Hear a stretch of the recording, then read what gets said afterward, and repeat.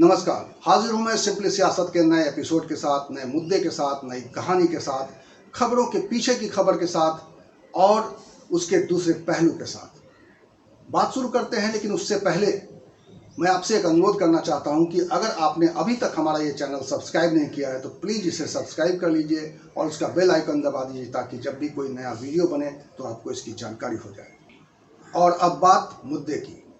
JEE और NEET के exam के छात्रों की अब आखिरी उम्मीद एक बार फिर सुप्रीम कोर्ट के ही ऊपर लगी होगी, क्योंकि 7 राज्यों के मुख्यमंत्रियों की जो बैठक हुई थी सोनिया गांधी के नेतृत्व में, उसके बाद पंजाब के मुख्यमंत्री ने अदालत में जाने की तैयारी कर ली है। सुप्रीम कोर्ट में ये मामला जाएगा और अब उसके बाद सुप्रीम कोर्ट के रुख से पता चल जाएगा कि इस एग्ज़ाम 1 सितंबर से जो होने हैं वो होंगे या नहीं होंगे। ये आखिरी उम्मीद है।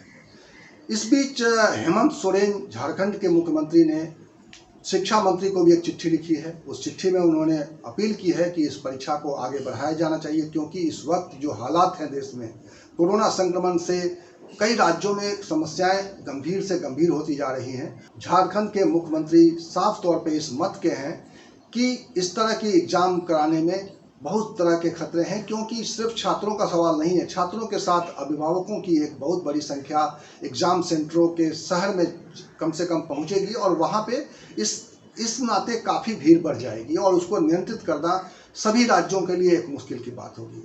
तो ये एक स्थिति है कि 7 राज्यों के मुख्यमंत्री एक तरह से गोलबंद हो चुके हैं इस बात को लेकर। पंजाब के मुख्यमंत्री ने एक कदम आगे बढ़ा दिया है। उन्होंने अपने एडवोकेट जनरल से बात की है और इस मामले में वो केस दाखिल करने सुप्रीम कोर्ट में जा रहे हैं। जैसे कि बात हुई थी उस बैठक में, 7 मुख्यमंत्रियों की बैठक जो हुई थी उसमें इस पर चर्चा हुई थी, विस्तार से चर्चा हुई थी और ममता बनर्जी से लेकर हेमंत सोरेन और उद्धव ठाकरे सभी ने इस बात पर सहमति जताई थी कि अब इस पूरे मामले में सुप्रीम कोर्ट में एक बार फिर जाने की ज़रूरत है और सामूहिक रूप से इस मामले में एक अपील की ज़रूरत है, क्योंकि छात्रों की ओर से जो आवाज़ आ रही है, छात्रों की ओर से जो डिमांड हो रही है, उस पर कोई सुनवाई नहीं हो रही है।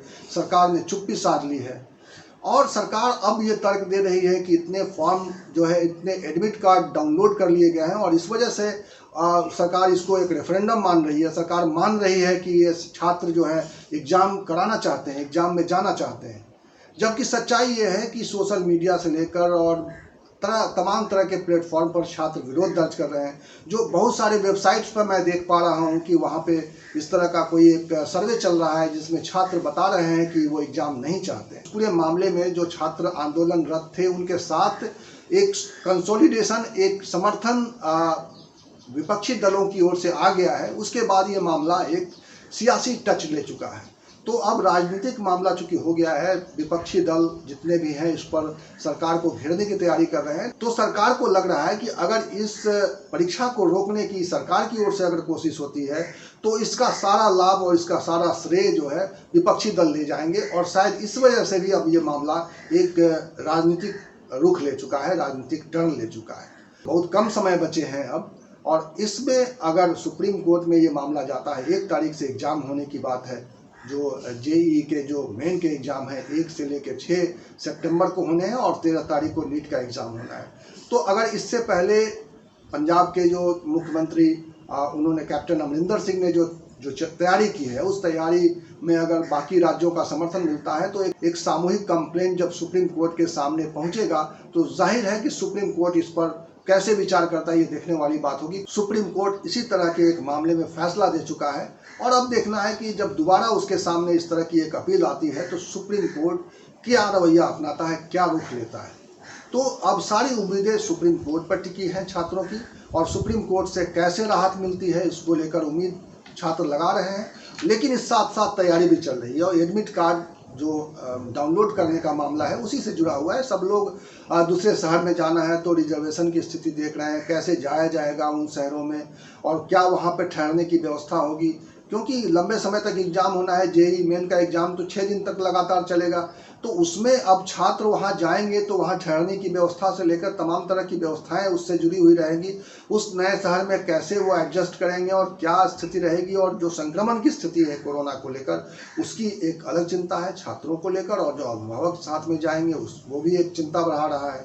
तो जाहिर तौर पर लोगों की चिंताएँ हैं और प्रशासन की भी बड़ी चिंता है, क्योंकि एक साथ इतने बड़े बड़ी संख्या में जब छात्र किसी शहर में पहुंचते हैं एग्जाम के लिए, तो एक शहर में एक अव्यवस्था की स्थिति से पैदा हो जाती है। ये देखा गया है, पहले के जो अनुभव हैं यही बताते हैं कि शहर में अचानक से एक अफरा तफरी का माहौल बढ़ जाता है। हम लोग देखते रहे हैं कि किस तरीके से ट्रेनों में जब छात्र एग्जाम देने के लिए जाते हैं तो ट्रेनों में अव्यवस्था बढ़ती है, बसों में अव्यवस्था बढ़ती है। अचानक से इतनी बड़ी तादाद में छात्र किसी एक जगह से निकल के दूसरी जगह जाने लगते हैं, तो जाहिर तौर पे एक बड़ी संकट की स्थिति पैदा होती है, बड़ी अव्यवस्था की स्थिति पैदा होती है। और इस माहौल में कोरोना संक्रमण जिस वक्त तेजी से बढ़ रहा है और हर रोज 70,000 से ज़्यादा केसेस नए आ रहे हैं और लेटेस्ट आंकड़ा यही है, इस माहौल में इस तरह की परीक्षा का होना कितना घातक हो सकता है, कितना संक्रमण को बढ़ाने वाला हो सकता है, ये चिंता सबको डरा रहा है, प्रशासन से लेके छात्रों को, उनके अभिभावकों को। तो ये इस तरह से एक बड़ी चिंता है और ये चिंता सोशल मीडिया पर लगातार इसको लेकर छात्र जो है लगातार अपनी बातें कर रहे हैं। और आज इंटरेस्टिंग बात ये है कि सुब्रमण्यम स्वामी ने सुबह 8:30 बजे के आसपास एक ट्वीट किया है और वो ट्वीट इंटरेस्टिंग है। भारतीय जनता पार्टी की ओर से अगर देखा जाए, सरकारी पक्ष से या सत्ता पक्ष की ओर से कोई आदमी इसको लेकर एक सीधा रुख लेकर सामने आ रहा है तो वो सुब्रमण्यम स्वामी ही हैं। और उन्होंने एक जो ट्वीट किया है उसमें उन्होंने बताया है कि कैसे वो खुद को विदुर की तरह महसूस कर रहे हैं और कैसे महाभारत के पात्र कौन कौन से क्या पात्र हैं, इसको लेकर एक इंटरेस्टिंग व्याख्या चल रही है। और ये बहुत ही दिलचस्प है कि इसको लेकर एक लगातार ट्वीट जो है वो चल रहा है। सबसे पहले मैं आपको जो सुब्रमण्यम स्वामी ने जो ट्वीट किया है उसको मैं आपको पढ़ के आपको स्क्रीन पर इस वक्त दिखाना चाहता हूँ। मैं in the NEET and JEE exam matters today are student like Draupadi being disrobed, CMs can play the role of Krishna. All my experience as a student and a professor for 60 years tell me something wrong has been scheduled.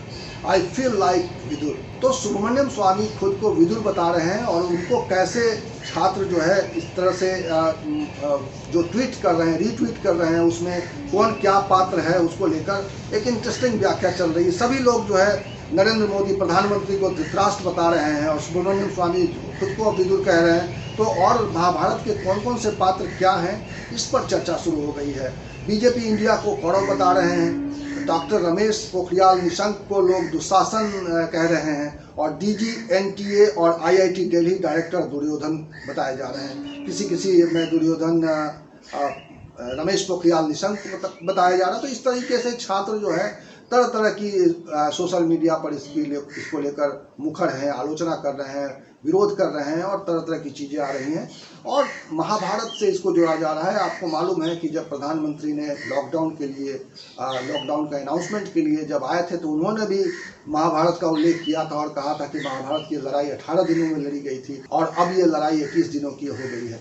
तो महाभारत से तुलना प्रधानमंत्री भी करते रहे हैं और अब स्टूडेंट एक बार फिर से उसी महाभारत में घुस गए हैं। इस महाभारत जो परीक्षा का महाभारत है, ये कहाँ जाके थमेगा, कैसे थमेगा, कब होगा, इसको लेकर बड़ी अनिश्चितता है, बड़ा विरोध है, बड़ा तीखापन है इस वक्त पूरे देश में। और छात्रों का मामला है, क्योंकि छात्र इस तरह के ट्वीट्स भी कर रहे हैं कि जिसने भी छात्रों से पंगे लिए वो सरकार चली गई है। लोग VP सिंह का याद दिला रहे हैं कि VP सिंह ने छात्रों से पंगा लिया था और कैसे उनकी सरकार चली गई थी।